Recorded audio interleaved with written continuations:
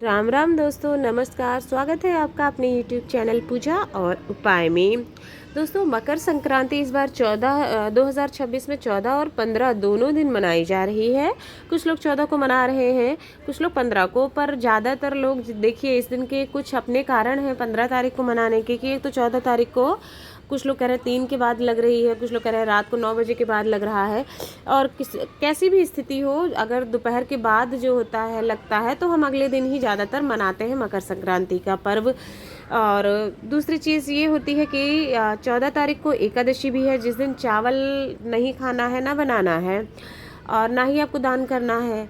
जबकि मकर संक्रांति यानी खिचड़ी के पर्व में दान का, पुण्य का विशेष महत्व होता है। स्नान करना और दान करना, जो कि सूर्योदय के समय ही होता है हमारे हिंदू धर्म में। ऐसी स्थिति में भी जो है लोग अगले दिन ही करेंगे, क्योंकि इस दिन ना खिचड़ी बना सकते हैं ना दान कर सकते हैं 14 को। तो इसलिए सभी चीज़ों की देखते हुए 15 तारीख को ही खिचड़ी मनाना ज़्यादा उत्तम रहेगा, क्योंकि 2 या 3 बजे तक दोपहर के पुण्यकाल रहेगा 15 जनवरी को। तो इसलिए 15 जनवरी को अगर आप बनाएं तो बहुत अच्छा है।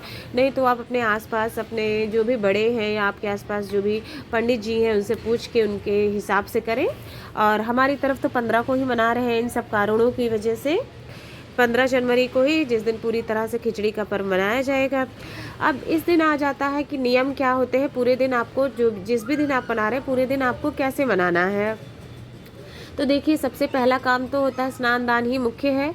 सबसे पहले उठ करके आपको ब्रह्म मुहूर्त में हो सके तो उठ करके स्नान करना चाहिए। आसपास कहीं नदी है या पवित्र नदी कोई भी है, ज़रूरी नहीं है गंगा नदी, कोई भी नदी है तो आप वहाँ जाकर स्नान कर लीजिए।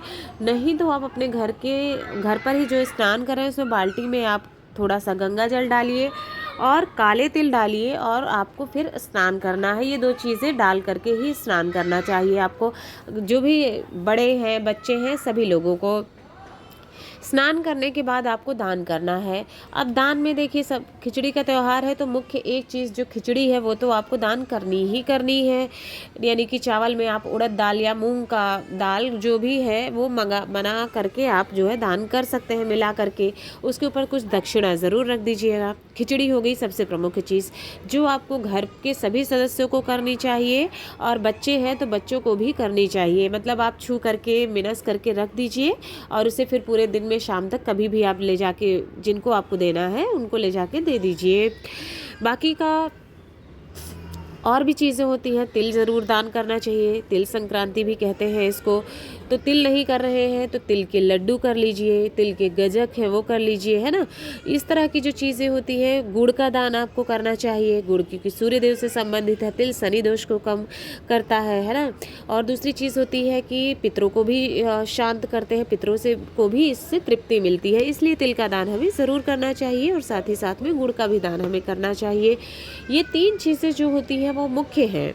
इसके अतिरिक्त आप सीधा निकाल सकते हैं। सीधा मतलब कि एक आदमी के भोजन कर सके इतना आप आटा निकाल लीजिए, चावल और दाल, कोई सी भी दाल, चने की दाल या उड़द की दाल ले लीजिए। साथ ही सब्जी, नमक आप रख लीजिए उसके ऊपर, सीधे के ऊपर में। साथ ही आप कोई आलू रख लीजिए सब्जी के रूप में, कोई फल चाहे तो दे सकते हैं। तो एक आदमी का भोजन उसमें हो जाए, इतना सामग्री आपको डालना है। तो ये सीधा निकालना हो गया। ऐसे भी आप सीधा निकाल लीजिए और खिचड़ी दान कर दीजिए, ऐसे भी कर सकते हैं। अब जिसको और भी चीज़ें दान करनी है, ये मुख्य चीज़ है जो करना ही करना चाहिए। अब इसके अतिरिक्त क्या कर सकते हैं आप? इसके अतिरिक्त मैंने दान की वीडियोस अलग से डाले हैं, आप वहाँ देख सकते हैं कि आपको क्या क्या दान कर सकते हैं। पर फिर भी ऐसे मैं आपको बता दूं तो ऐसे जो है आपको घी का दान करना चाहिए। तिल का दान करना है वो बता ही दिया है। आप तेल का दान कर सकते हैं जो कि शनि देश राहु केतु से मुक्ति दिलाता है। घी का दान लक्ष्मी प्राप्ति के लिए होता है।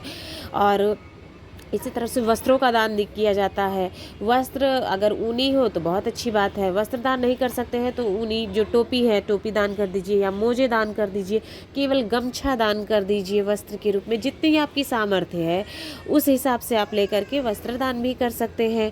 पूजा पाठ की वस्तुएं आपको दान करनी चाहिए। मंदिर में आप केवल पीला चंदन ले जाके दान कर दीजिए, माचिस ले जाके वहाँ पर रख दीजिए या फिर रोली ले जाके रख दीजिए। घी रख सकते हैं आप, बाती रख सकते हैं। जितनी आपकी सामर्थ्य है वैसा कोई भी सामान आप ले जाके मंदिर में दान कर सकते हैं। इससे जितनी बार भी वो पूजा में यूज़ होगा वो सामान, उसका पुण्यफल आपको भी कई गुना होकर के प्राप्त होता है, क्योंकि आपने मकर संक्रांति के दिन ये दान किया हुआ है।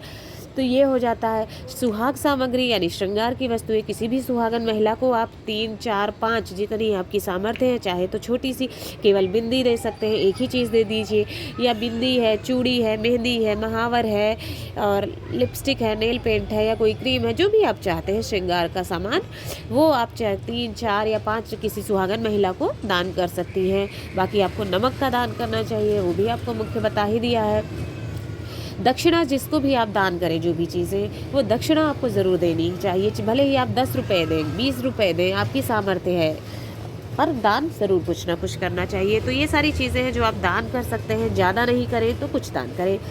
पूरे दिन इस तरह से आपको करना है। सुबह उठ के ये सारी चीज़ें आपको स्नान और दान का कर लेना है। उसके बाद आप जो है मंदिर के दर्शन जा कर के कर सकते हैं। दान वगैरह, दान जरूरी नहीं है तुरंत ले जाके दें, आप छू करके रख दीजिए।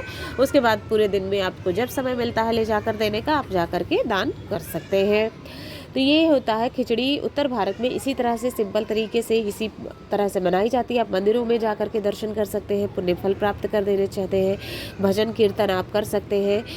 ये सारा आपको करना है। बाकी की आपकी नियमित जो क्रियाएं होती हैं वो करना। हाँ, मुख्य चीज़ जो है वो खिचड़ी ज़रूर इस दिन आपको खानी है। तो आप जो है खिचड़ी, और उसमें मतलब सब्जी वाली खिचड़ी बनाइए, लेकिन उसमें उड़द की दाल ज़रूर डाल दीजिएगा खिचड़ी में। तो इस तरह से आपको दाल की खिचड़ी पूरे मतलब दिन में एक बार तो आपको ज़रूर खानी ही है। जब आप स्नान दान वगैरह कर लेते हैं उसके बाद आप खिचड़ी खाइए और भगवान का भजन कीजिए। ये होते हैं संक्रांति के नियम।